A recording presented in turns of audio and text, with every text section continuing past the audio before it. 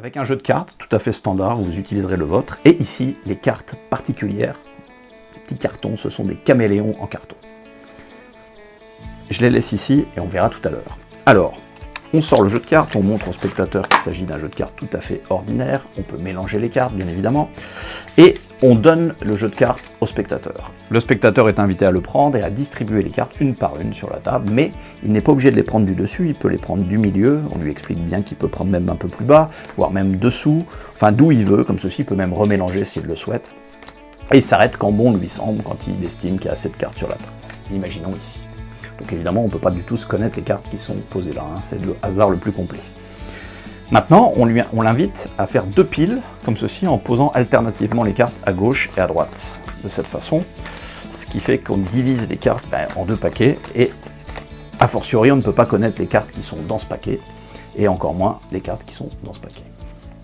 Très bien, alors on va se contenter de regarder la carte du dessus, la carte supérieure. Par exemple, ici, nous avons un 8 de cœur, et ici, une dame de trèfle. Bon, alors c'est intéressant parce que les deux cartes contrastent, ça va pouvoir rendre la suite intéressante.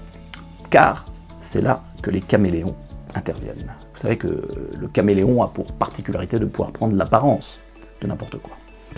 D'ailleurs, si je passe au-dessus du 8, comme ceci, de cœur, instantanément, on voit que les caméléons prennent l'apparence ici du 8 de cœur. Alors, on voit bien sur les dos, en fait, que ce sont des caméléons. À l'exception de ces trois cartes-là qui restent rouges. Mais, comme ce sont des caméléons, si je prends un dos, par exemple, différent ici, instantanément, ils prennent l'apparence du dos.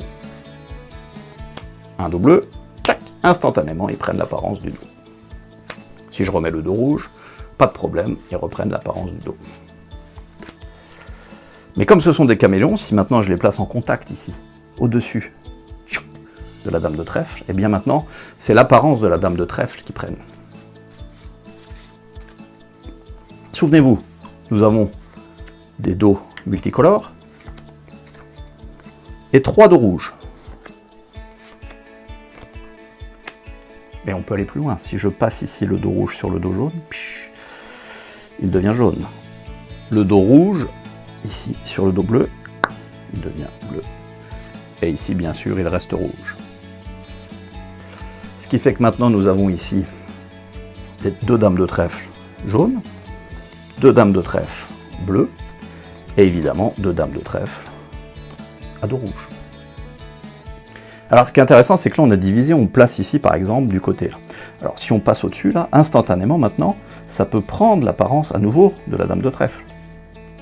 C'était déjà des dames de trèfle. Mais si on repasse au-dessus, ici, pas de problème, on peut prendre l'apparence des 8 de cœur.